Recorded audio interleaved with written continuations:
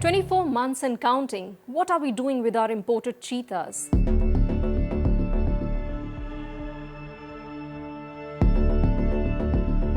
The unusual delay in the release of the African cheetahs in the Kuno National Park has wildlife experts worried.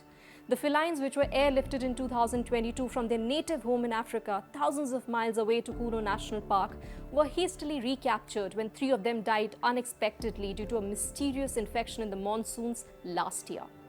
Desperate to increase their chances of survival, the wild beasts were hauled up in large enclosures where they have remained captive bred. Contrary to the Cheetah Action Plan, which aimed at establishing a free-ranging cheetah population that reproduces in the wild. Now, these fenced, predator-proof enclosures are large, but not large enough for the world's fastest land animal, which can sprint more than 110 km/h in just 3 seconds. By far, these animals have spent more time in captivity than in the wild since their historic translocation. Wildlife experts point out promises, assurance, and more announcements.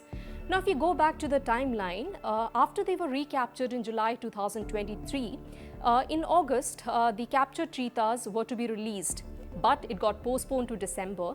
The animals which were released were again recaptured within days or weeks when one of them died. And now, the Cheetah Project Steering Committee has finally given its go-ahead that these animals will be released after the monsoons. But the wildlife experts are now questioning, is it a zoo or a conservation exercise? Now, the Cheetah Project Steering Committee formed by the government assures that the wild beasts have been hunting on their own within the Kuno National Park. But matter-of-factly, the prey population, that is cheetah, has been timely supplemented by the forest staff. The felines are largely protected from leopards, which will be their biggest enemies in the wild. And over the course of last 1 year, they have also been captive bred, producing 12 cubs which are yet to hone their hunting skills. And the wildlife experts question, have we brought these cheetahs to keep them captive? Was that the goal of the entire reintroduction exercise? Several experts and scientists across India have continued to express their dismay over the world's biggest wildlife experiment, comparing the current conditions to almost like a zoo. The longer the animals remain in captivity, the more weaker they'll become. The Forest Department has remained far too cautious after 7 of the 20 cheetahs died within the first year. One of the scientists tell us on conditions of anonymity that it was unnecessary to keep them confined for so long. The mortality was anyways expected. We had to be bold. He also pointed out that the Cheetah Action Plan had already anticipated about 50% mortality. The eyes are now on the world's biggest wildlife experiment conducted by India.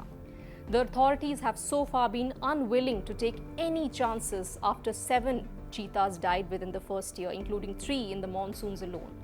But now their impending release has raised more worries. Some studies in Africa also show that the release of captive bred or captive raised large carnivores can be difficult and challenging, as the animals show poor survival rate post-release due to their lack of full suite of natural behaviors. We spoke to the chairman of the Cheetah Project Steering Committee. He says that we have to release the cheetahs after the rains. Now, the weather is not as hot and humid as it was before, and so the committee will consult the weather department and then plan the release of the cheetahs after the monsoons. They are fully vaccinated now and will be radio collared also before the release. We also spoke to some of the officials in the Madhya Pradesh Forest Department, and they confirmed that the final timeline for release is yet to be worked out and it's still in the discussion stage. Most of the cheetahs still remain within the enclosures. Now, the female cheetahs and their cubs will not be released as part of the plan, as the cubs are still less than an year old. But the question here is, the animals, these cheetahs that were brought from Africa, were pitched to be an emblem of wildlife conservation in India and help improve the livelihood opportunities for local communities in the remote land of Kuno. But 24 months and counting, it seems, we are still clueless on what to do with our imported cheetahs.